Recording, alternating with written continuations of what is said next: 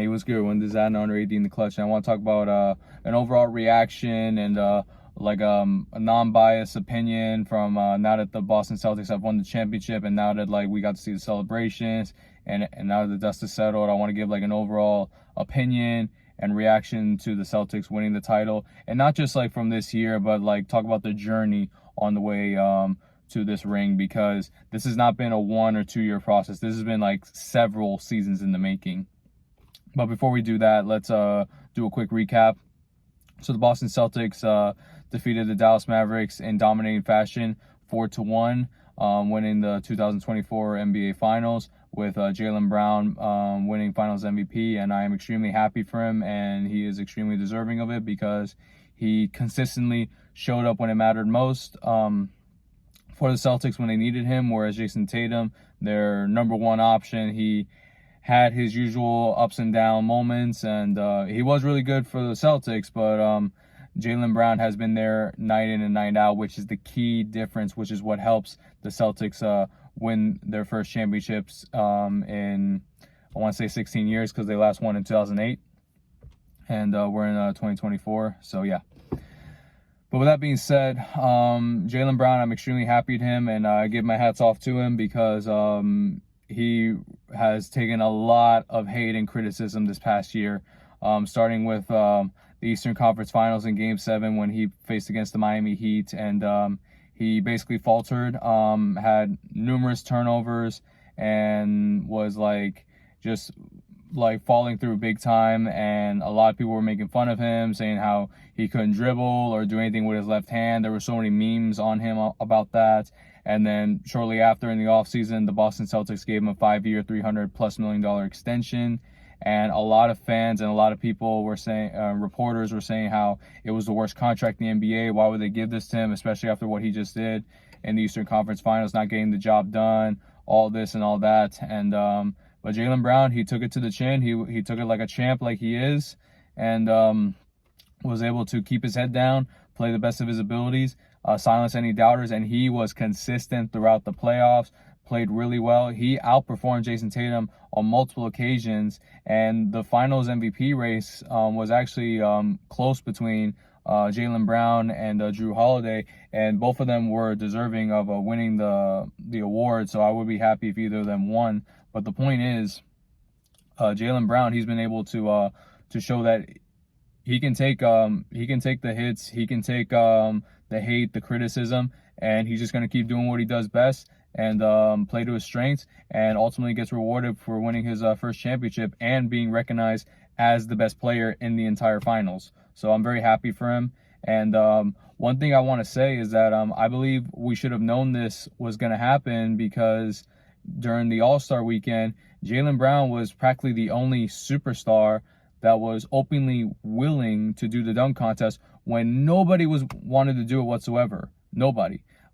All the superstars, they passed on it. Everybody wanted to do either the skills contest or the three-point contest, but nobody wanted to do the dunk contest anymore. But Jaylen Brown said, I'll do it.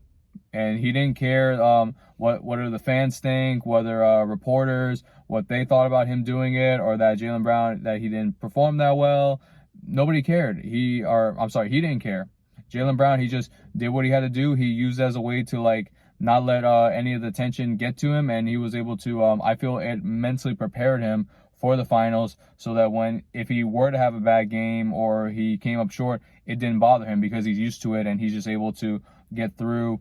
And he's like, I've been this before. I don't care. I'm just going to keep doing what I do the best I can for my team, and we're going to win this championship. And that's exactly what he did. So I give lots of mad props and respect to Jaylen Brown for that. He's a very talented individual, both on and off the court, doing a bunch of things for the community, and also just a highly intelligent human being. So that was smart of him to be able to just focus on his craft and use the All-Star weekend, use the dunk contest as a way to not let any media or fan attention get to him, so that when it mattered the most in the NBA Finals, he's able to rise above and be consistent, do what he does best, and get the job done finally. So I'm very happy for him.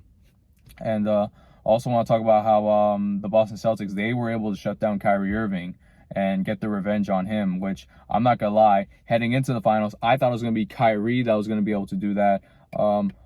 being able to shut down Jason Tatum or Jaylen Brown by telling the Mavericks what they're good at, what they're weak at, how to expose them, and how to like get to them the best of their abilities and be able to extend the series. I thought it was going to be that way, but no, it turned out to be the other way around.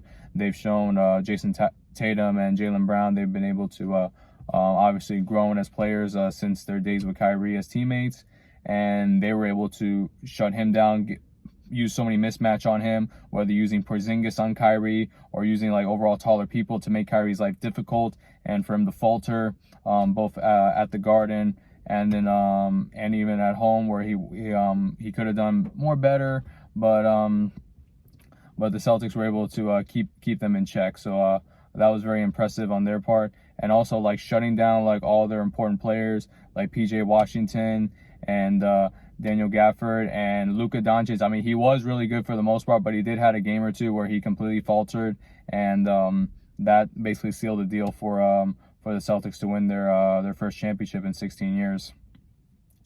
And another thing I want to talk about too is just more importantly than anything, like I said, I want to talk about the journey on how they got here, because the Boston Celtics made some really risky and very smart moves that led to this moment, because we got to remember when last year, when they were all but one game away from making it to the finals last year, they actually made a very risky move in trading Marcus Smart for Kristaps Porzingis. And I like Kristaps Porzingis. I mean, I thought he was a good player, but I just thought it was too risky because of his health. Now, I'm not questioning his skill, but I was just like, I don't know. I mean, Marcus Smart, I thought he was the heart and soul of the Celtics. And, like, I thought he was a great player. He actually was a defensive player of the year. So I was like, I don't know. Are they giving up too much for him? But then they were extremely geniuses in this part. Not only did they get Porzingis, but they were also able to work with the Blazers to be able to get Drew Holiday. So they were able to get a player that was just as good, if not, some can make the argument even better than Marcus Smart on defense. And no question about it, he's a more offensively skilled player than Marcus Smart.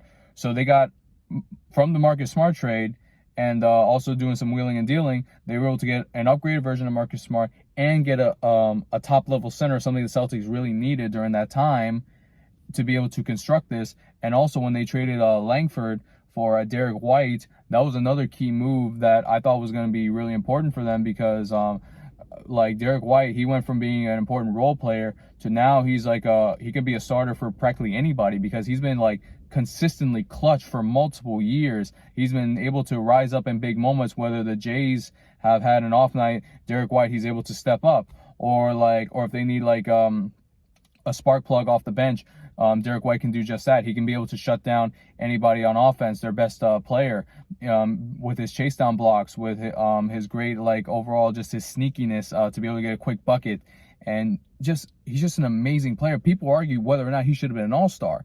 Like, that's how great Derek White has become on the Celtics team. And also being able to make a really great move looking back, trading Kemba Walker, who we all thought was going to be a good replacement for Kyrie Irving, for an aging Al Horford. A lot of people, including myself, didn't think it was a good move because of how old Al Horford was. But Al Horford, he's been amazing with his three-point shooting, and he's been able to be a great veteran leader for the Boston Celtics, something they really needed for many years now, because they've been for a while like a really young team. Now they have Al Horford, who is a veteran presence and also a really great player when you need him the most. And I'm glad that he's able to basically come out on top for this Celtics team. So this is a really well-constructed team overall by Brad Stevens, and I'm extremely happy for them that they finally get a championship, which has long been overdue.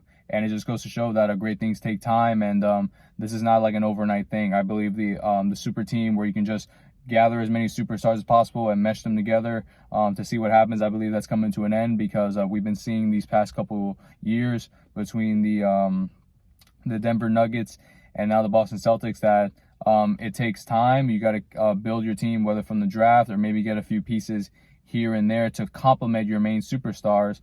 In the Denver Nuggets case, it was to complement Nikola Jokic and Jamal Murray. Now it was to complement Jason Tatum and Jaylen Brown, and be able to get the right pieces to support them, to help them out whenever they need like extra help, or if they're having an off night, that the other guys will pick up the pieces for them.